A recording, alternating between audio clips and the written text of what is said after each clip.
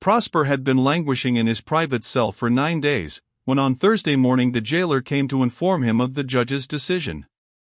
He was conducted before the officer who had searched him when he was arrested, and the contents of his pocket, his watch, penknife, and several little pieces of jewelry were restored to him. Then he was told to sign a large sheet of paper, which he did.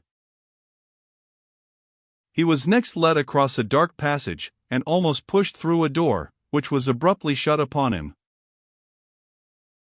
He found himself on the quay. He was alone, he was free. Free. Justice had confessed her inability to convict him of the crime of which he was accused. Free. He could walk about, he could breathe the pure air, but every door would be closed against him. Only acquittal after due trial would restore him to his former position among men. A decision of not proven had left him covered with suspicion. The torments inflicted by public opinion are more fearful than those suffered in a prison cell. At the moment of his restoration to liberty, Prosper so cruelly suffered from the horror of his situation that he could not repress a cry of rage and despair. "I am innocent. God knows I am innocent," he cried out. But of what use was his anger? 2 strangers, who were passing, stopped to look at him, and said, pityingly, "He is crazy." The Seine was at his feet. A thought of suicide crossed his mind. "No," he said, "no. I have not even the right to kill myself. No, I will not die until I have vindicated my innocence."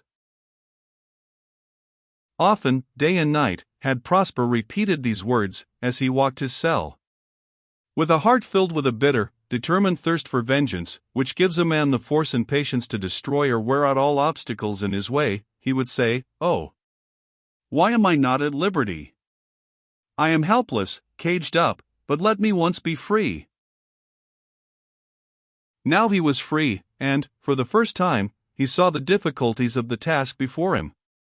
For each crime, justice requires a criminal. He could not establish his own innocence without producing the guilty man. How find the thief so as to hand him over to the law?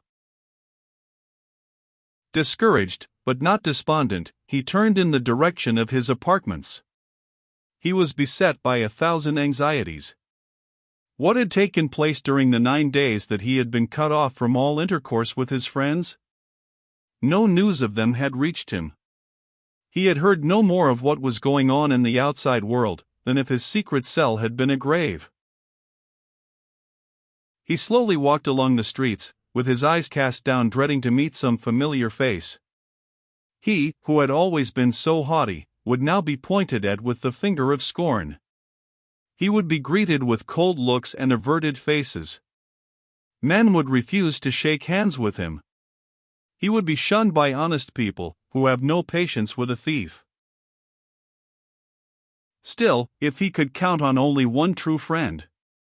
Yes, he was sure of one. But what friend would believe him when his father, who should have been the last to suspect him, had refused to believe him? In the midst of his sufferings, when he felt almost overwhelmed by the sense of his wretched, lonely condition, he thought of Gypsy. He had never loved the poor girl. Indeed, at times he almost hated her, but now he felt a longing to see her. He wished to be with her, because he knew that she loved him, and that nothing would make her believe him guilty, because he knew that a woman remains true and firm in her faith, and is always faithful in the hour of adversity, although she sometimes fails in prosperity. On entering the Rue Chaptal, Prosper sought his own door, but hesitated to enter it. He suffered from the timidity which an honest man always feels when he knows he is viewed with suspicion. He dreaded meeting anyone whom he knew, yet he could not remain in the street. He entered. When the porter saw him, he uttered an exclamation of glad surprise, and said, "Ah, here you are at last, monsieur. I told everyone you would come out as white as snow, and, when I read in the papers that you were arrested for robbery, I said, my third-floor lodger a thief. Never would I believe such a thing, never." The congratulations of this ignorant man were sincere, and offered from pure kindness of heart, but they impressed Prosper painfully, and he cut them short by abruptly asking, "Madame of course has left, can you tell me where she has gone?" "Dear me, no, monsieur. The day of your arrest, she sent for a hack, got into it with her trunks, and disappeared, and no one has seen or heard of her since." This was another blow to the unhappy cashier. "And where are my servants?" "Gone, monsieur, your father paid and discharged them." "I suppose you have my keys?" "No, monsieur, when your father left here this morning at 8 o'clock, he told me that a friend of his would take charge of your rooms until you should return. Of course you know who he is, a stout gentleman with red whiskers." Prosper was stupefied. What could be the meaning of one of his father's friends being in his rooms? He did not, however, betray any surprise, but quietly said, "Yes, I know who it is." He quickly ran up the stairs, and knocked at his door. It was opened by his father's friend. He had been accurately described by the porter. A fat man, with a red face, sensual lips, brilliant eyes, and of rather coarse manners, stood bowing to Prosper, who had never seen him before. "Delighted to make your acquaintance, monsieur," said he to Prosper. He seemed to be perfectly at home. On the table lay a book, which he had taken from the bookcase, and he appeared ready to do the honors of the house. "I must say, monsieur," began Prosper, "that you are surprised to find me here?" "So I suppose. Your father intended introducing me to you, but he was compelled to return to Beaucaire this morning, and let me add that he departed thoroughly convinced, as I myself am, that you never took a cent from Emile Gaboriau." At this unexpected good news, Prosper's face lit up with pleasure. "Here is a letter from your father, which I hope will serve as an introduction between us." Prosper opened the letter, and as he read his eyes grew brighter, and a slight color returned to his pale face. When he had finished, he held out his hand to the large gentleman, and said, "My father, monsieur, tells me you are his best friend. He advises me to have absolute confidence in you, and follow your counsel." "Exactly. This morning your father said to me, 'Vergeret, that is my name, Vergeret, my son is in great trouble, he must be helped out.' I replied, 'I am ready, and here I am to help you.' Now the ice is broken, is it not? Then let us go to work at once. What do you intend to do?" This question revived Prosper's slumbering rage. His eyes flashed. "What do I intend to do?" he said, angrily. "What should I do but seek the villain who has ruined me?" "So I supposed, but have you any hopes of success?" "None, yet I shall succeed, because, when a man devotes his whole life to the accomplishment of an object, he is certain to achieve it." "Well said, Emile Prosper, and, to be frank, I fully expected that this would be your purpose. I have therefore already begun to think and act for you. I have a plan. In the first place, you will sell this furniture, and disappear from the neighborhood." "Disappear?" cried Prosper, indignantly, "disappear? Why, monsieur? Do you not see that such a step would be a confession of guilt, would authorize the world to say that I am hiding so as to enjoy undisturbed the stolen fortune?" "Well, what then?" said the man with the red whiskers. "Did you not say just now the sacrifice of your life is made? The skillful swimmer thrown into the river by malefactors is careful not to rise to the surface immediately. On the contrary, he plunges beneath, and remains there as long as his breath holds out. He comes up again at a great distance, and lands out of sight. Then, when he is supposed to be dead, lost forever to the sight of man, he rises up and has his vengeance. You have an enemy? Some petty imprudence will betray him. But, while he sees you standing by on the watch, he will be on his guard. It was with a sort of amazed submission that Prosper listened to this man, who, though a friend of his father, was an utter stranger to himself. He submitted unconsciously to the ascendancy of a nature so much more energetic and forcible than his own.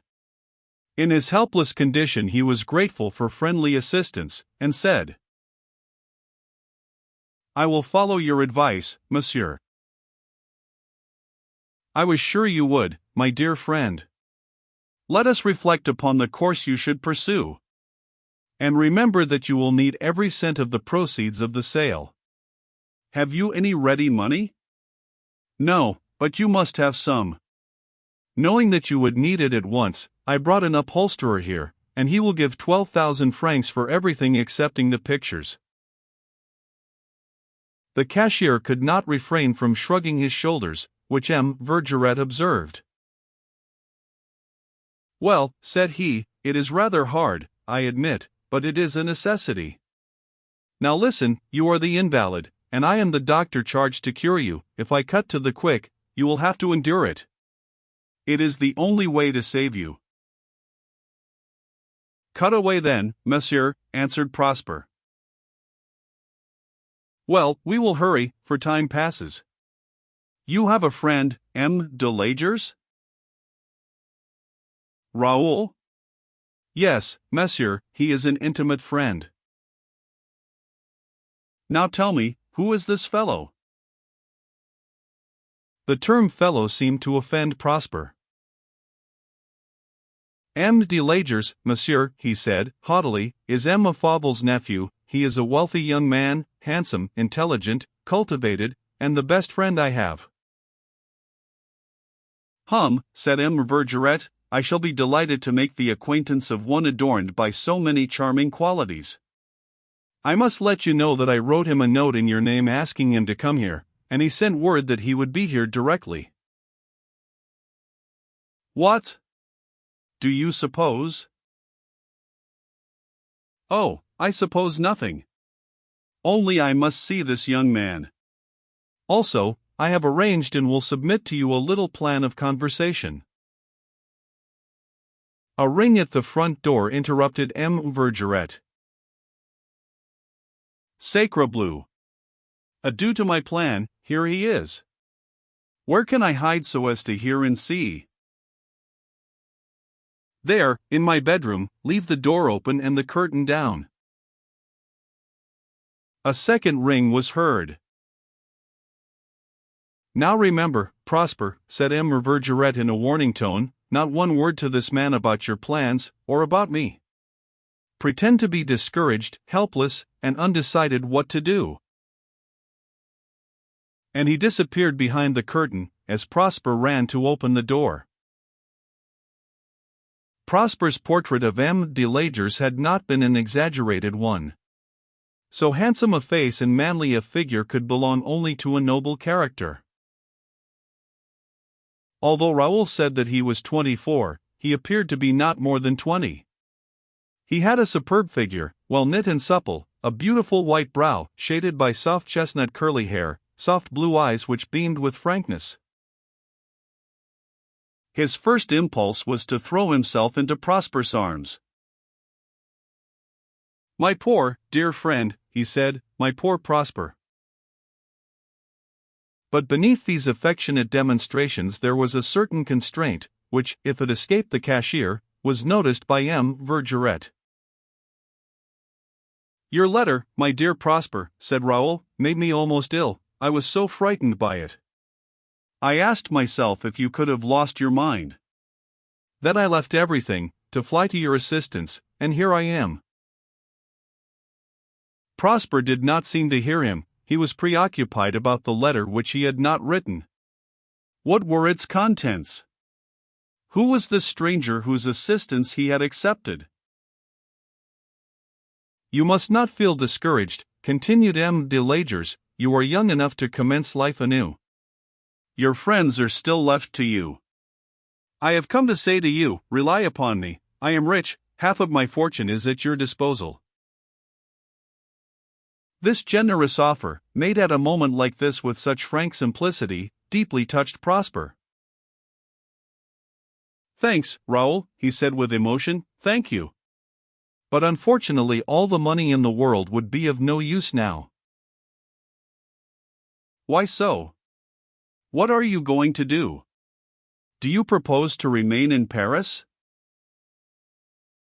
I know not, Raoul. I have made no plans yet. My mind is too confused for me to think. I will tell you what to do, replied Raoul quickly. You must start afresh. Until this mysterious robbery is explained, you must keep away from Paris. It will never do for you to remain here. And suppose it never should be explained? Only the more reason for your remaining in oblivion. I have been talking about you to Clamaran. If I were in Prosper's place, he said, I would turn everything into money, and embark for America. There I would make a fortune, and return to crush with my millions those who have suspected me. This advice offended Prosper's pride, but he said nothing. He was thinking of what the stranger had said to him. I will think it over, he finally forced himself to say. I will see. I would like to know what Emile Gaboriau says. My uncle? I suppose you know that I have declined the offer he made me to enter his banking house, and we have almost quarreled. I have not set foot in his house for over a month, but I hear of him occasionally. Through whom? Through your friend Cavaillon. My uncle, they say, is more distressed by this affair than you are. He does not attend to his business, and wanders about as if he had lost every friend on earth. And Madame Gaboriau, and Prosper hesitated, and Mlle Madeleine, how are they? Oh, said Raoul lightly, my aunt is as pious as ever, she has mass said for the benefit of the sinner. As to my handsome, icy cousin, she cannot bring herself down to common matters, because she is entirely absorbed in preparing for the fancy ball to be given day after tomorrow by Jean Didier. She has discovered, so one of her friends told me, a wonderful dressmaker, a stranger who has suddenly appeared from no one knows where, who is making a costume of Catherine de Medici's maid of honor, and it is to be a marvel of beauty. Excessive suffering brings with it a sort of dull insensibility and stupor, and Prosper thought that there was nothing left to be inflicted upon him, and had reached that state of impassibility from which he never expected to be aroused, when this last remark of M. de Lagers made him cry out with pain. Madeleine! Oh, Madeleine! M. de Lagers, pretending not to have heard him, rose from his chair, and said, I must leave you now, my dear Prosper. On Saturday I will see these ladies at the ball, and will bring you news of them. Now, do have courage, and remember that, whatever happens, you have a friend in me. Raoul shook Prosper's hand, closed the door after him, and hurried up the street, leaving Prosper standing immovable and overcome by disappointment. He was aroused from his gloomy reverie by hearing the red-whiskered man say, in a bantering tone, So these are your friends? Yes, said Prosper with bitterness. You heard him offer me half his fortune? M. Vergeret shrugged his shoulders with an air of compassion. That was very stingy on his part, he said. Why did he not offer the whole? Offers cost nothing, although I have no doubt that this sweet youth would cheerfully give 10,000 francs to put the ocean between you and him. Monsieur! What reason? Who knows? Perhaps for the same reason that he had not set foot in his uncle's house for a month. But that is the truth, monsieur, I am sure of it.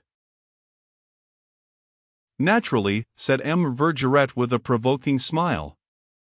But, he continued with a serious air, we have devoted enough time to this Adonis.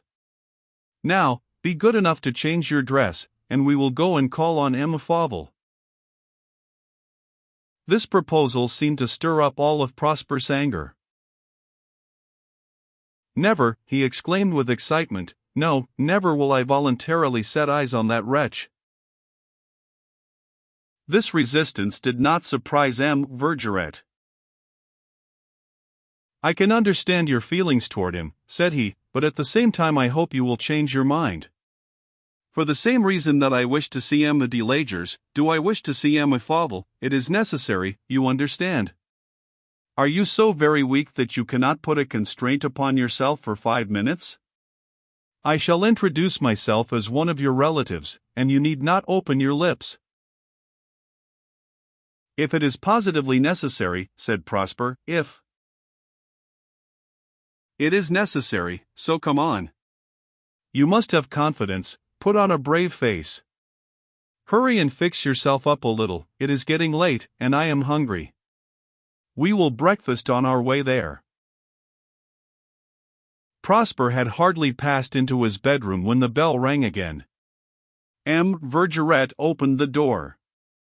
It was the porter, who handed him a thick letter, and said, This letter was left this morning for M. Bertamy. I was so flustered when he came that I forgot to hand it to him.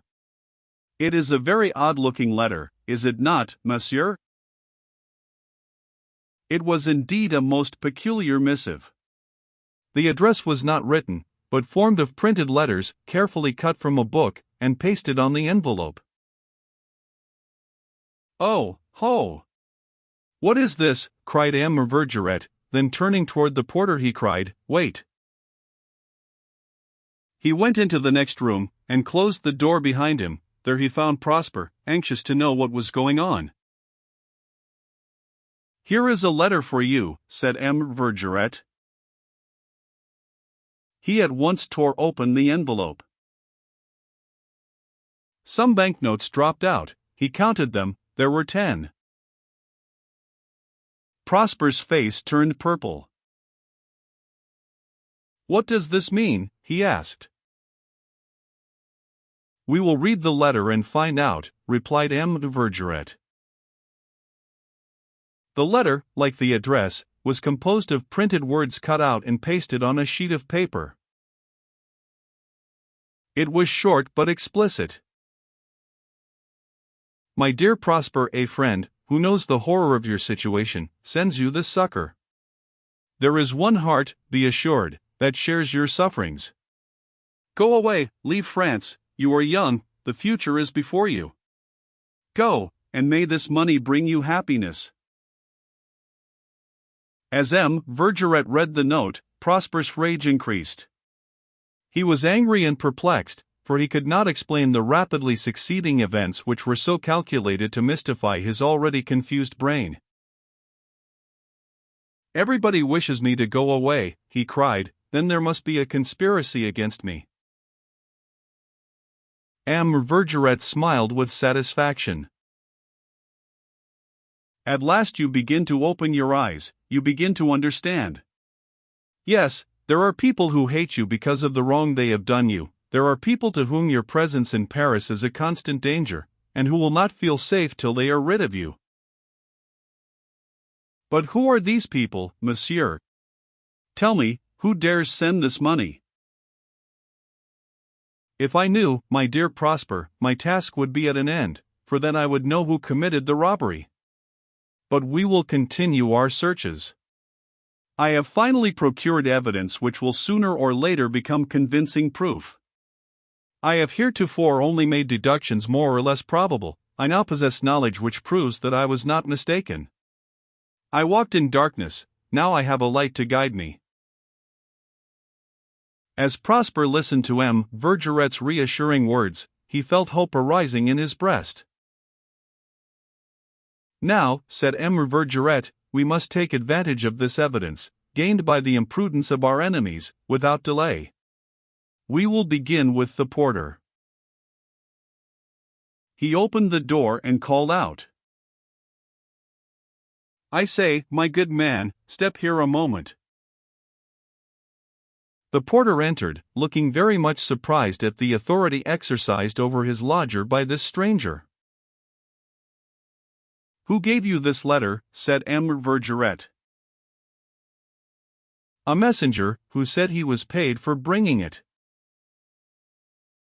Do you know him? I know him well. He is the errand runner who keeps his cart at the corner of the Rue Pigalle. Go and bring him here. After the porter had gone, M. Verduret drew from his pocket his diary, and compared a page of it with the notes which he had spread over the table. These notes were not sent by the thief, he said, after an attentive examination of them. Do you think so, monsieur? I am certain of it, that is, unless the thief is endowed with extraordinary penetration and forethought. One thing is certain, these 10,000 francs are not part of the 350,000 which were stolen from the safe. Yet, said Prosper, who could not account for this certainty on the part of his protector, yet. There is no doubt about it, I have the numbers of all the stolen notes. What? When even I did not have them? But the bank did, fortunately. When we undertake an affair, we must anticipate everything, and forget nothing. It is a poor excuse for a man to say, I did not think of it when he commits some oversight. I thought of the bank. If, in the beginning, Prosper had felt some repugnance about confiding in his father's friend, the feeling had now disappeared. He understood that alone, scarcely master of himself, governed only by the inspirations of inexperience, never would he have the patient perspicacity of this singular man. Verduret continued talking to himself, as if he had absolutely forgotten Prosper's presence. Then, as this package did not come from the thief, it can only come from the other person, who was near the safe at the time of the robbery, but could not prevent it, and now feels remorse. The probability of two persons assisting at the robbery, a probability suggested by the scratch, is now converted into undeniable certainty. Ergo, I was right.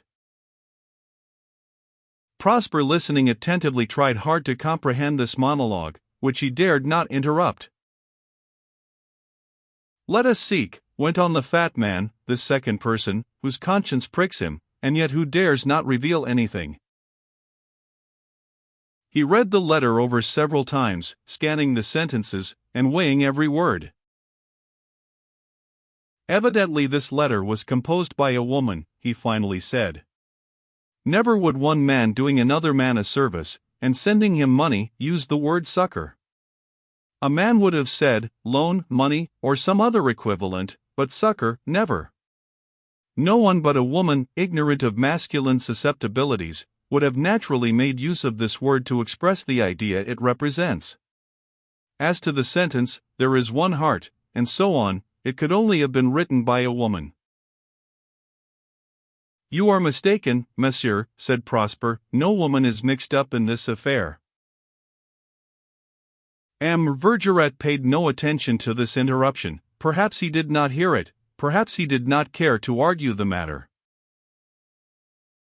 Now, let us see if we can discover whence the printed words were taken to compose this letter.